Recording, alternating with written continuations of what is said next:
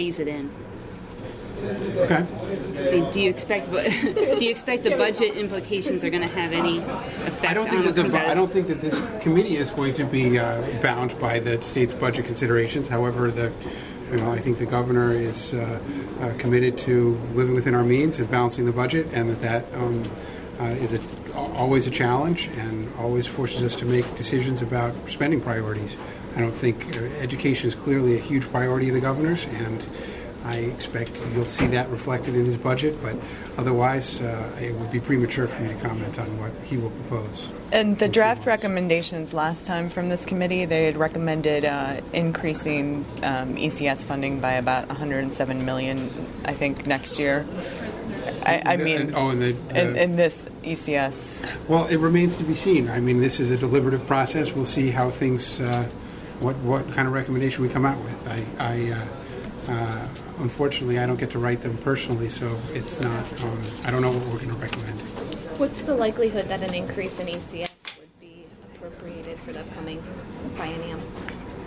I don't know. It's too early for me to say. What is the timeline like for this committee? Where are you guys? I know you're kind of... I think we are hoping to try to wrap things up by the end of November. But then again, our due date was the October, so we might, we're getting close, and I think we'll come out with real recommendations soon. I think we'll be talking about some of them today. Is this room big enough? I haven't been inside yet. CCM saying that ECS is underfunded by $763 million. Is that the number you guys are working off of? No. What number do you think it is?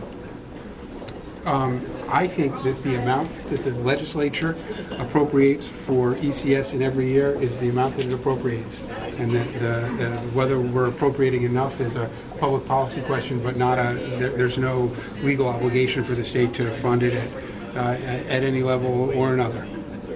Despite the promises made years ago about the split. Yes, there are lots of good reasons to spend more on education. I understand why CCM is proposing that we hold ourselves to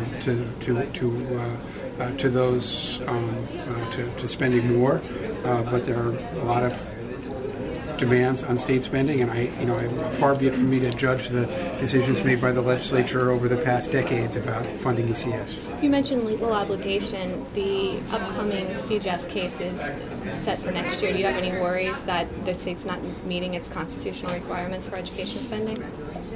Oh, no, I believe that the state is meeting its constitutional obligations for education spending and will continue to do so. Did you believe that when you were a school finance officer? I always wished that the state would send more. So that's a no?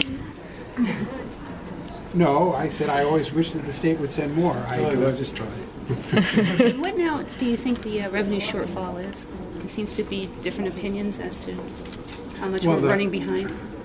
The consensus revenue came out last Friday, and I think those numbers speak for themselves. And we're going to be coming out with the fiscal accountability report on Thursday.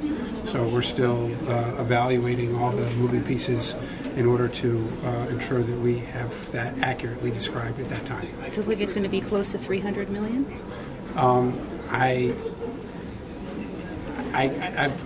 haven't really had an opportunity to go through and understand that. I mean, obviously, the impact of federal grants and the performance of Medicaid has a big impact on revenues, and we'll try to explain that as clearly as we can in the fiscal accountability report later this week. Are you prepared to offer a deficit mitigation plan? Is that something you're working towards right now? We certainly intend to offer a deficit mitigation plan as it's required by law. If we exceed, 1%? Yes. That's $200 million, so it seems likely that we will.